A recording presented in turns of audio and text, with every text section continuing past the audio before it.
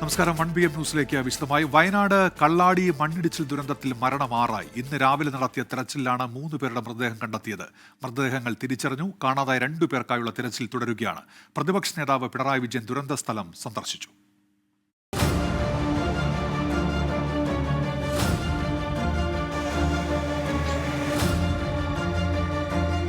ദുരന്തത്തിന്റെ 3ാം നാളിൽ 1ാമത്തെ സോണിൽ നടത്തിയ പരിശോധനയിലാണ് ബീഹാർ സ്വദേശി മുഹമ്മദ് ഇമ്രാന്റെ മൃതദേഹം കണ്ടെത്തിയത്. എക്സ്കവേറ്റർ ഓപ്പറേറ്ററാണ് മുഹമ്മദ് ഇമ്രാൻ. മീനാക്ഷിപ്പുഴയിൽ നടത്തിയ തിരച്ചിലാണ് എഞ്ചിനീയറായ ഹിമാചൽ പ്രദേശ് സ്വദേശി രാഹുൽ ശർമ്മയുടെ മൃതദേഹം കണ്ടെത്തിയത്. ഇവിടെ നിന്ന് തന്നെയാണ് UP സ്വദേശി അസറുദ്ദീൻ അൻസാരിയുടെ മൃതദേഹവും കണ്ടെടുത്തത്. കരാർ കമ്പനിയിൽ സർവേയറാണ് അസറുദ്ദീൻ. 3rd സോണിൽ നിന്ന് ഇപ്പോൾ കിട്ടിയ ബോഡി അദ്ദേഹത്തിന്റെ കൂടെ പ്രവർത്തിക്കുന്ന ആളുകൾ ഐഡന്റിഫൈ ചെയ്തു. അത് അസറുദ്ദീൻ അൻസാരിയുടെ ബോഡിയാണ്. അത് UP സ്വദേശിയാണ്. സർവേയറായി ജോലി ചെയ്യായിരുന്നു. തിരച്ചിൽ ഇപ്പോഴും തുടരുകയാണ്. വരും മണിക്കൂറുകളിൽ ഫയർഫോഴ്സിനൊപ്പം പുഴ കേന്ദ്രീകരിച്ച് 20 അംഗ NDRF സംഘം തിരച്ചിൽ നടത്തും. കണ്ടെത്തിയ മൃതദേഹങ്ങൾ പോസ്റ്റ്മോർട്ടത്തിന് ശേഷം കോഴിക്കോട് മെഡിക്കൽ കോളേജിലെത്തിച്ച് എംബാം നടപടികൾക്ക് വിധേയമാക്കും. കള്ളാടിയിലെ ദുരന്തമേഖല പ്രതിപക്ഷ നേതാവ് പിണറായി വിജയൻ സന്ദർശിച്ചു.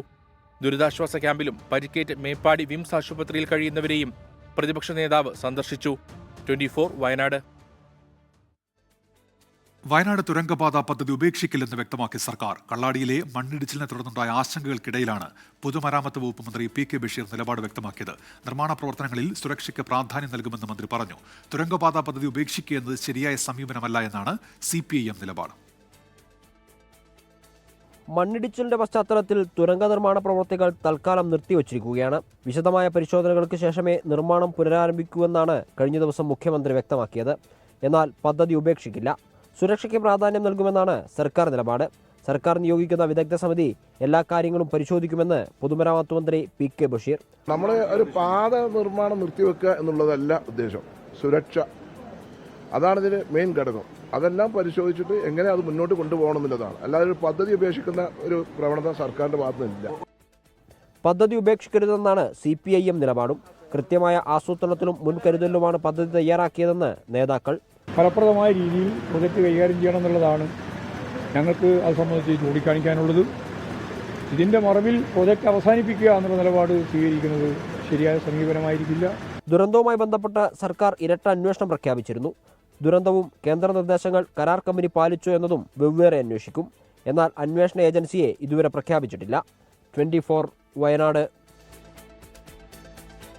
കള്ളാടി മണ്ണിടിച്ചിൽ ദുരന്തത്തിൽ സർക്കാരിനെ വിമർശിച്ച് പ്രതിപക്ഷ നേതാവ് പിണറായി വിജയൻ വീഴ്ച മറയ്ക്കാൻ മറ്റുള്ളവരെ പഴിചാരുകയാണ്. കൂട്ടിയിട്ട മണ്ണ് നീക്കം ചെയ്യുന്നതിലും മുൻകരുതൽ സ്വീകരിക്കുന്നതിലും ഗുരുതര വീഴ്ചയുണ്ടായെന്ന് പിണറായി വിജയൻ വിമർശിച്ചു. മണ്ണിടിച്ചിൽ എങ്ങനെയുണ്ടായി എന്നതിൽ വ്യക്തതക്കുറവില്ലെന്നും വിശദമായ അന്വേഷണം നടത്തും എന്നുമാണ് മന്ത്രി T സിദ്ദിഖിന്റെ പ്രതികരണം. ജനങ്ങളെ, നാടിനെ തെറ്റിദ്ധരിപ്പിക്കാൻ ഈ അവസരം ഉപയോഗിക്കുന്നത് ഗുണകരമായിരിക്കില്ല.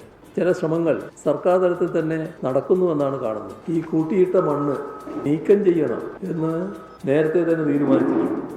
മണ്ണ് നീക്കുന്നതിനാവശ്യമായ നടപടികൾ സ്വീകരിച്ചില്ല.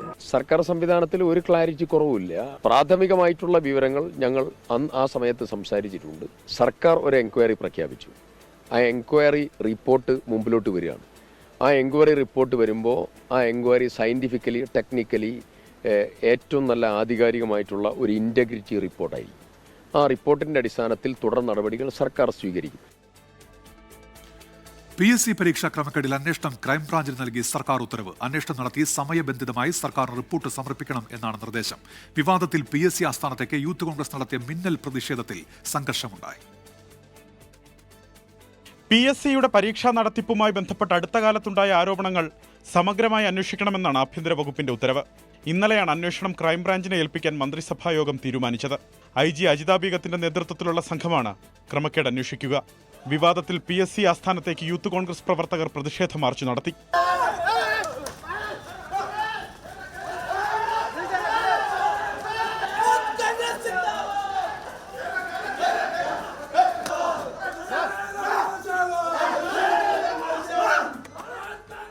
ചെയർമാൻ MR ബൈജുവിന്റെ ഓഫീസിലേക്ക് തള്ളിക്കയറാൻ പ്രവർത്തകർ ശ്രമിച്ചു.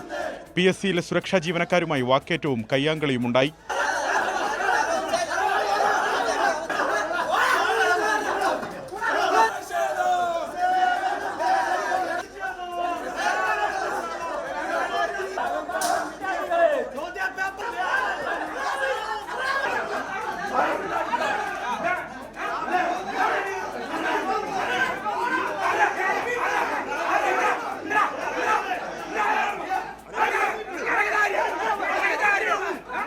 ഉത്തരക്കടലാസുകൾ കത്തിച്ചു കളയുക. ഇതുവരെ കേട്ടുകേൾവിയില്ലാത്ത രീതിയിലാണ് അത്തരമൊരു തീരുമാനവുമായി മുമ്പോട്ട് പോകുന്നത്.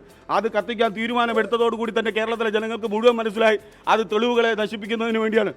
സംഘർഷത്തിൽ രാജേഷ്, അനിൽകുമാർ എന്നീ സെക്യൂരിറ്റി ജീവനക്കാർക്ക് പരിക്കേറ്റു. പ്രതിഷേധം മുൻകൂട്ടി കണ്ട് തടയുന്നതിൽ പോലീസിന് വീഴ്ചയുണ്ടായി. പ്രതിഷേധം നടന്ന അരമണിക്കൂർ കഴിഞ്ഞതിനു ശേഷമാണ് മെഡിക്കൽ കോളേജ് പോലീസ് PSC ആസ്ഥാനത്തെത്തിയത്. യൂത്ത് കോൺഗ്രസ് പ്രവർത്തകരെ കസ്റ്റഡിയിലെടുക്കാൻ ശ്രമിച്ചെങ്കിലും പിന്നാലെ പിൻവാങ്ങി.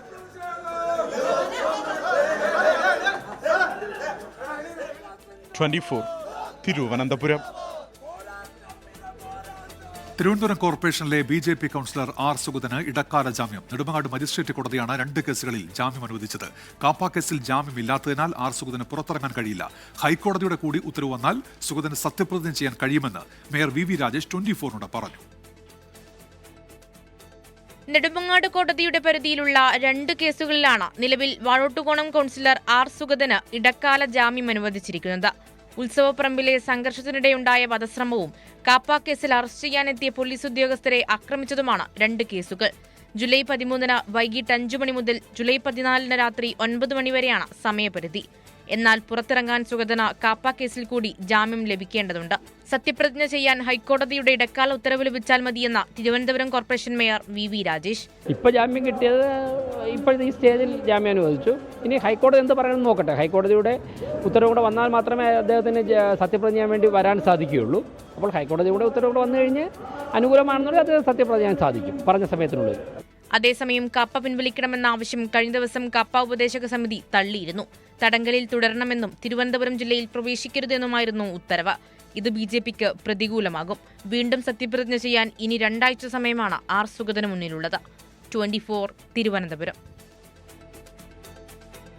അയോധ്യ രാമക്ഷേത്രത്തിലെ സംഭാവന കൊള്ളയിൽ ക്ഷേത്ര ട്രസ്റ്റിനെ ന്യായീകരിച്ച് ഉത്തർപ്രദേശ് മുഖ്യമന്ത്രി യോഗി ആദിത്യനാഥ്. ക്ഷേത്രത്തിലെ ജീവനക്കാരായ 8 പേർക്കെതിരെ മാത്രമേ തെളിവുകൾ കണ്ടെത്തിയിട്ടുള്ളൂ എന്നാണ് വാദം. ഇതിനിടെ കൂടുതൽ പ്രതികൾ പോലീസിനോട് കുറ്റം സമ്മതിച്ചു.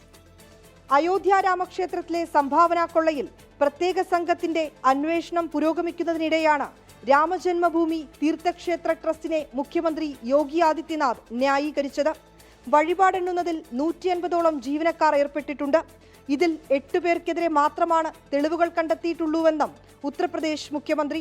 പണമെണ്ണുന്നതിലും ജീവനക്കാരെ നിയോഗിച്ചതിലും ബാങ്കിന്റെ ഭാഗത്തു നിന്ന് ഗുരുതര വീഴ്ചയുണ്ടായതായി ട്രസ്റ്റ് മുൻ ജനറൽ സെക്രട്ടറി ചമ്പത് റായ് ആരോപിച്ചു.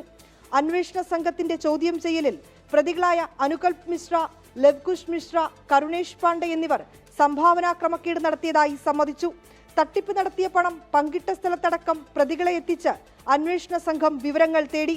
അനുകൽപ് മിശ്ര നൽകിയ 900 ഗ്രാം സ്വർണം ഉരുക്കി നൽകിയ ബന്ധുവായ സ്വർണ്ണ വ്യാപാരി വിജയ് കൌശലിനെ അന്വേഷണ സംഘം ചോദ്യം ചെയ്തു. അതിനിടെ ബദ്രിനാഥ് ക്ഷേത്രത്തിലെ സംഭാവനാ ക്രമക്കേടിൽ സസ്പെൻഡ് ചെയ്ത ജീവനക്കാരൻ പ്രദീപ് നൌട്യാലിനെതിരെ പോലീസ് കേസെടുത്തു. മധ്യപ്രദേശിലെ ബാഗ്ലാമുഖി ക്ഷേത്രത്തിലും സംഭാവന സ്വീകരിക്കുന്നതിലും ക്ഷേത്ര ഫണ്ട് കൈകാര്യം ചെയ്യുന്നതിലും ക്രമക്കേടുണ്ടെന്ന ആരോപണമുയർന്നു. വിശദമായ അന്വേഷണത്തിന് 3-അംഗ സമിതിയെ നിയോഗിച്ചു. 24 ഡൽഹി. പരമോന്നത നേതാവായിരുന്ന ആയത്തുള്ള അലി ഖമനയുടെ സംസ്കാരം നടക്കാനിരിക്കെ ഇറാനിൽ വൻ ആക്രമണവുമായി അമേരിക്ക. സംസ്കാര ചടങ്ങ് നടക്കുന്ന മഷാദിന് സമീപത്തെ റെയിൽവേ പാലം ആക്രമിച്ച് തകർത്തു. ഖമനയുടെ സംസ്കാര ചടങ്ങ് വൈകാൻ സാധ്യതയെന്നാണ് റിപ്പോർട്ടുകൾ. വെടിനിർത്തൽ ധാരണ അവസാനിച്ചെന്ന അമേരിക്കൻ പ്രസിഡന്റ് ഡൊണാൾഡ് ട്രംപിന്റെ പ്രഖ്യാപനത്തിന് പിന്നാലെയാണ് ഇറാനിലെ പ്രധാന തുറമുഖ നഗരങ്ങളിലും തീരദേശ സൈനിക കേന്ദ്രങ്ങളിലും ആക്രമണമുണ്ടായത്.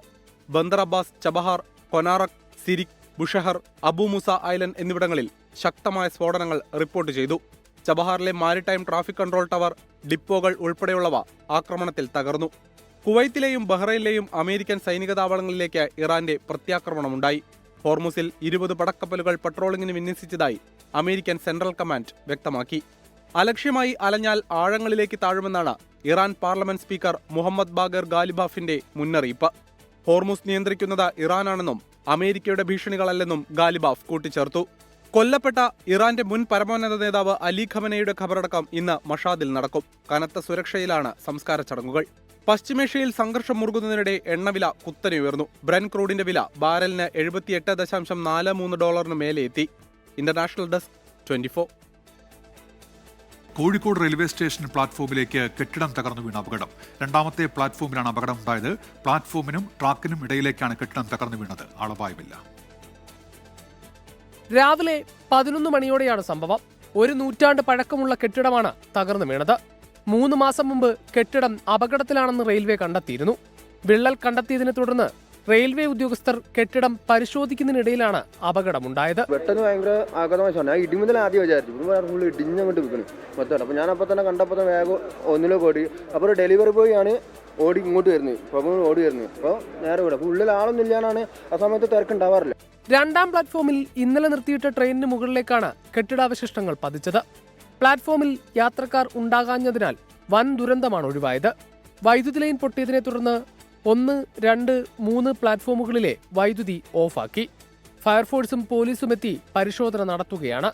JCB ഉപയോഗിച്ച് മണ്ണുമാറ്റുന്ന പ്രവൃത്തികളും തുടരുകയാണ്. അപകടത്തെ തുടർന്ന് പ്ലാറ്റ്ഫോമുകളിൽ നിയന്ത്രണം ഏർപ്പെടുത്തി. 4ാമത്തെ പ്ലാറ്റ്ഫോം വഴിയായിരിക്കും ഇനി ട്രെയിനുകൾ കടത്തിവിടുക. News desk 24. കോഴിക്കോട് റെയിൽവേ സ്റ്റേഷനിലെ കെട്ടിടം തകർന്നതിന് പിന്നാലെ ട്രെയിൻ സർവീസുകളിൽ മാറ്റമുണ്ട്. 1:45 പുറപ്പെടേണ്ട ജനശതാബ്ദി കല്ലായി റെയിൽവേ സ്റ്റേഷനിൽ നിന്ന് പുറപ്പെടും. ബംഗളൂരു കോഴിക്കോട് യശ്വന്ത്പൂർ എക്സ്പ്രസ് വെസ്റ്റിഗിൽ നിന്നാകും പുറപ്പെടുക.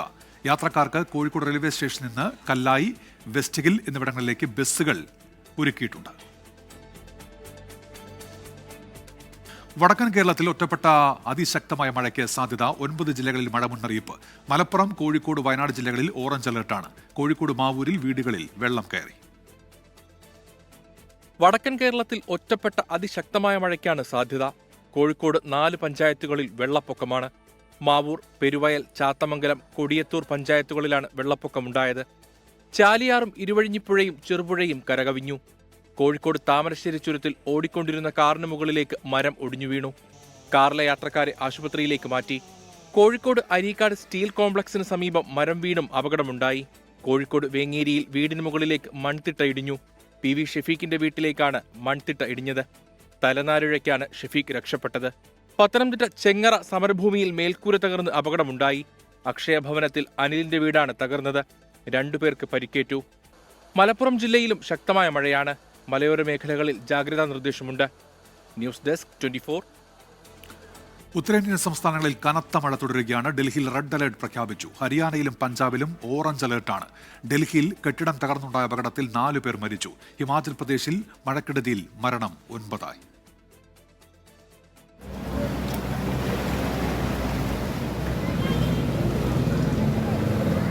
കഴിഞ്ഞ 3 ദിവസമായി തുടർച്ചയായി പെയ്യുന്ന മഴ ഉത്തരേന്ത്യൻ സംസ്ഥാനങ്ങളിൽ കനത്ത നാശം വിതച്ചു. ഡൽഹിയിലെ രോഹിണി സെക്ടർ 16-ൽ നിർമ്മാണത്തിലിരുന്ന 3 നില കെട്ടിടം തകർന്നുണ്ടായ അപകടത്തിൽ ഉടമയുടെ പിതാവടക്കം 4 പേർ മരിച്ചു. അവശിഷ്ടങ്ങൾക്കടിയിൽ നിന്നും ഒരാളെ രക്ഷപ്പെടുത്തി. ഡൽഹിയിൽ റെഡ് അലർട്ട് പ്രഖ്യാപിച്ചു. 200 മില്ലിമീറ്റർ വരെ മഴയ്ക്ക് സാധ്യതയെന്നാണ് മുന്നറിയിപ്പ്. ബുറാഡി, മുനീർക്ക തുടങ്ങിയ ഇടങ്ങളിൽ വെള്ളക്കെട്ട് രൂപപ്പെട്ടു.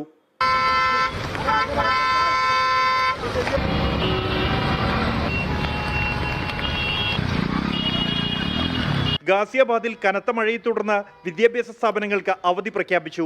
മഴക്കെടുതിയിൽ ഹിമാചൽ പ്രദേശിൽ 9 പേർ മരിച്ചു. രാംപൂരിലുണ്ടായ മിന്നൽ പ്രളയത്തിൽ താൽക്കാലിക പാലങ്ങൾ ഒലിച്ചുപോയി. നിരവധി വീടുകൾ തകർന്നു. 50-ലേറെ റോഡുകളിൽ ഇതുവരെയും ഗതാഗതം പുനഃസ്ഥാപിക്കാനായിട്ടില്ല. പലയിടത്തും മണ്ണിടിച്ചിലുണ്ടായതിനെ തുടർന്ന് ജമ്മു കശ്മീരിലെ വൈഷ്ണോദേവി ക്ഷേത്രത്തിലേക്കുള്ള ഹിമകോടി പാത അടച്ചു. ദോഡയിലുണ്ടായ മിന്നൽ പ്രളയത്തിൽ സ്കൂളിനും വീടുകൾക്കും കേടുപാടുകൾ സംഭവിച്ചു. സംസ്ഥാനത്തെ നിരവധി അണക്കെട്ടുകൾ തുറന്നു. ഉത്തരാഖണ്ഡിലെ തഹരിയിലുണ്ടായ മണ്ണിടിച്ചിലിൽ ഒരു ഹോട്ടലും വീടും തകർന്നു. മഹാരാഷ്ട്രയിലെ റായ്ഗഡ് ജില്ലയിൽ അതിശക്തമായ മഴയിൽ ഹിന്ദുസ്ഥാൻ പെട്രോളിയം കോർപ്പറേഷൻ ലിമിറ്റഡിന്റെ പാതാൾ ഗംഗ LPG ബോട്ട്ലിംഗ് പ്ലാന്റിൽ വെള്ളം കയറി 3000-ഓളം സിലിണ്ടറുകൾ ഒലിച്ചുപോയത് മേഖലയിൽ കനത്ത ഭീതി വിതച്ചു.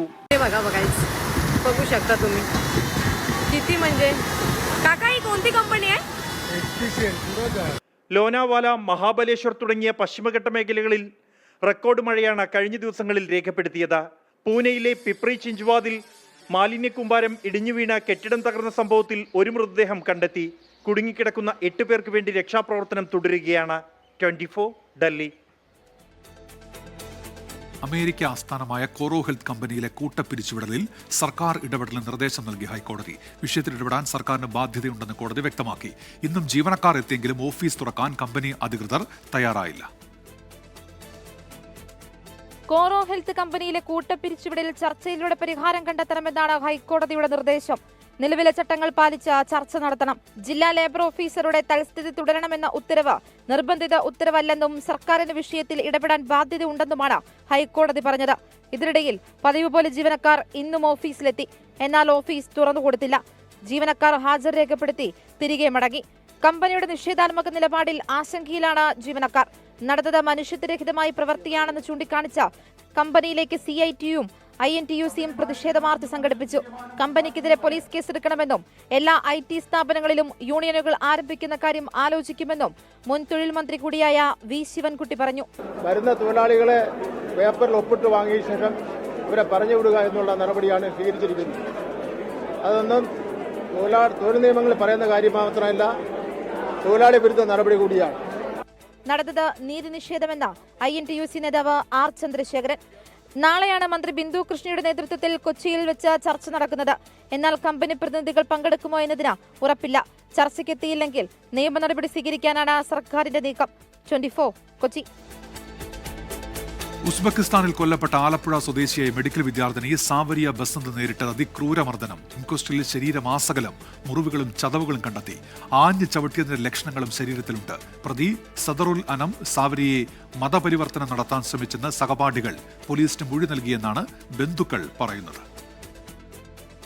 ഉസ്ബെക്കിസ്ഥാനിലെ ബുഖാറ സ്റ്റേറ്റ് മെഡിക്കൽ യൂണിവേഴ്സിറ്റിയിലെ 1ാം വർഷം മെഡിക്കൽ വിദ്യാർത്ഥിയായിരുന്ന സാവരിയുടെ മൃതദേഹം ഇന്നലെയാണ് നാട്ടിലെത്തിച്ചത്. വണ്ടാനം മെഡിക്കൽ കോളേജ് ആശുപത്രിയിൽ നടത്തിയ റീപോസ്റ്റ്മോർട്ടത്തിൽ ഞെട്ടിക്കുന്ന കണ്ടെത്തലുകൾ. ലാപ്ടോപ്പ് കൊണ്ടേറ്റ അടി മാത്രമല്ല മരണകാരണം. ശരീരമാസകലം അതിക്രൂര മർദ്ദനത്തിന്റെ അടയാളങ്ങൾ. നെഞ്ചിൽ ചവിട്ടിയതിന്റെ പാടുകളും കണ്ടെത്തി. കാലു മുതൽ തലവരെ ചതച്ചെടുത്തിട്ടുണ്ട്. ഒരു ലാപ്ടോപ്പ് കൊണ്ട് ഒരു നിമിഷം കൊണ്ട് അടിച്ച് കൊന്നൊന്നുമല്ലത്. അപ്പോൾ അവരെന്നോട് പറഞ്ഞത് വളരെ അത്രയും ബ്രൂട്ടലായിട്ടാണ് ഇത് ചെയ്തിരിക്കുന്നതെന്നാണ് പറഞ്ഞത്. ആൺകുട്ടികൾക്കും പെൺകുട്ടികൾക്കും ഒരു ഹോസ്റ്റൽ കെട്ടിടമാണ് കോളേജിലുള്ളത്. ഹോസ്റ്റലിൽ വെച്ച് കഴിഞ്ഞ കുറച്ച് ദിവസങ്ങളായി സാദറുൽ അനം പെൺകുട്ടിയെ ക്രൂരമായി മർദ്ദിച്ചിരുന്നു. മതപരിവർത്തനത്തിന് നിർബന്ധിച്ചിരുന്നതായും ബന്ധുക്കളുടെ ആരോപണം. അവിടുത്തെ പിള്ളേർ പറഞ്ഞത് ഈ ചെക്കൻ ഈ കുട്ടീനോട് കൺവേർട്ട് ചെയ്യാൻ വേണ്ടി വളരെയേറെ പ്രാവശ്യം നിർബന്ധിക്കുക. അവിടെയുള്ള ആ പിള്ളേർ അത് കാണുകയും ചെയ്തിരുന്നു എന്ന് പറയുന്നുണ്ട്.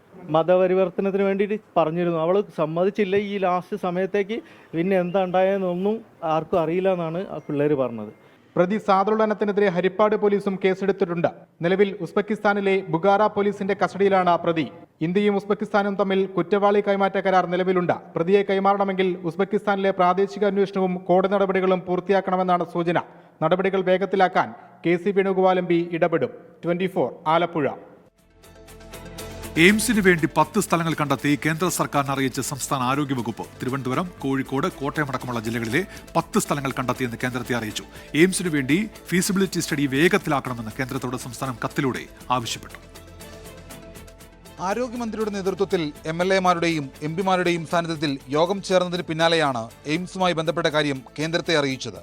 തിരുവനന്തപുരം, ആലപ്പുഴ, എറണാകുളം, കോഴിക്കോട്, കോട്ടയം, തൃശൂർ അടക്കമുള്ള ജില്ലകളിലെ 10 സ്ഥലങ്ങൾ കണ്ടെത്തി കേരളം കേന്ദ്രത്തെ അറിയിച്ചു. ഈ സ്ഥലങ്ങളിൽ അനുയോജ്യമായത് കേന്ദ്രത്തിന് തിരഞ്ഞെടുക്കാമെന്നും സംസ്ഥാന ആരോഗ്യവകുപ്പ് കേന്ദ്രത്തെ അറിയിച്ചു. ഇക്കാര്യത്തിൽ കാലതാമസമുണ്ടാവാതെ കേന്ദ്ര ആരോഗ്യ മന്ത്രാലയം ഫീസിബിലിറ്റി സ്റ്റഡി നടത്തണമെന്നും കേരളം കത്തിലൂടെ ആവശ്യപ്പെട്ടു. കേരളം നേരത്തെ നിർദ്ദേശിച്ച കോഴിക്കോട് കിനാലൂരിൽ എയിംസ് അനുവദിക്കുന്നതിനോട് കേന്ദ്രത്തിന് താൽപ്പര്യമില്ല. തിരുവനന്തപുരം നെയ്യാർ, നെട്ടുകോൽത്തരി തുറന്ന ജയിലിന് സമീപമുള്ള സ്ഥലം എയിംസിനായി പരിഗണിക്കുന്ന പട്ടികയിൽ ഒന്നാമതുണ്ട്. സ്ഥലം ഏതെന്ന കാര്യത്തിൽ അന്തിമ തീരുമാനമെടുത്ത് മറ്റ് നടപടിക്രമങ്ങൾ വേഗത്തിലാക്കണമെന്നും കേരളം കേന്ദ്രത്തോട് ആവശ്യപ്പെട്ടു. MP-മാർ മുഖേന കേന്ദ്രത്തിൽ സമ്മർദ്ദം ശക്തിപ്പെടുത്താനും കേരളം ആലോചിക്കുന്നുണ്ട്. 24 തിരുവനന്തപുരം. ആണവോർജ്ജ മേഖലയിൽ സഹകരണം ശക്തമാക്കാൻ ഇന്ത്യയും ഓസ്ട്രേലിയയും. ഇന്ത്യയിലേക്ക് യുറേനിയം കയറ്റുമതിക്കുള്ള തടസ്സങ്ങൾ നീക്കിയതായി ഓസ്ട്രേലിയൻ പ്രധാനമന്ത്രി ആന്റണി ആൽബനീസ് പ്രഖ്യാപിച്ചു. സമുദ്ര സുരക്ഷ, നിർണായക ധാതുക്കൾ, പ്രതിരോധ ഗവേഷണം എന്നീ മേഖലകളിലും സഹകരണത്തിന് ഇരു രാജ്യങ്ങൾക്കുമിടയിൽ ധാരണയായി. പ്രതിരോധ സുരക്ഷാ സഹകരണത്തെക്കുറിച്ച് പ്രധാനമന്ത്രി നരേന്ദ്രമോദിയും ഓസ്ട്രേലിയൻ പ്രധാനമന്ത്രി ആന്റണി ആൽബനീസും സംയുക്ത പ്രസ്താവന നടത്തി. ഇൻഡോ പസഫിക് മേഖലയിൽ വിതരണ ശൃംഖല ശക്തിപ്പെടുത്താനും തീരുമാനം. ലോകത്തെവിടെയായാലും ഏത് സമയത്തും 24 വാർത്തകളും ഓഗ്മെന്റഡ് റിയാലിറ്റി പാക്കേജുകളും എക്സ്പ്ലെയിനറുകളും വിശദമായി കാണാൻ ഞങ്ങളുടെ YouTube ചാനൽ നിങ്ങൾക്ക് സബ്സ്ക്രൈബ് ചെയ്യാം.